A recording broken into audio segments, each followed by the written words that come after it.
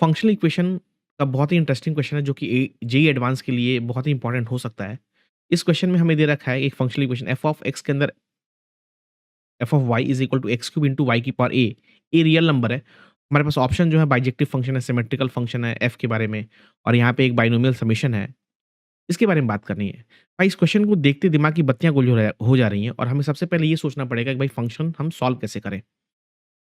तो बहुत सारे बच्चे फंक्शनल इक्वेशन को सॉल्व करने के लिए पार्शियल पार्शियल डेरिवेटिव का टेक्निक यूज़ करते हैं, जैसे आपको पता है।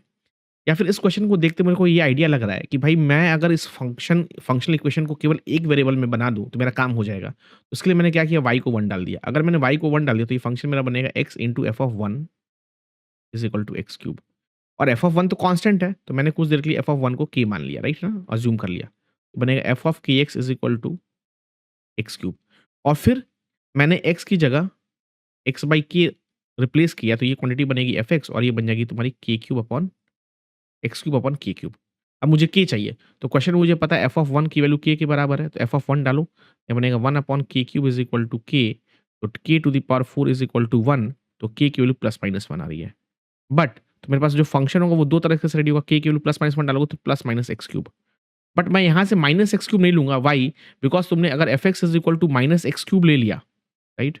अगर तुमने fx is equal to minus x cube ले लिया, तो फंक्शन का डोमेन तुम्हारा 0 से इन्फिनिटी है, तो रेंज भी तुम्हारा नेगेटिव इन्फिनिटी से 0 आ जाएगा, बट कोडोमेन तो तुम्हारा 0 से इन्फिनिटी, इसका मतलब ये पॉसिबल नहीं है। तो क्या पॉसिबिलिटी है मेरे पास, fx is equal to x cube.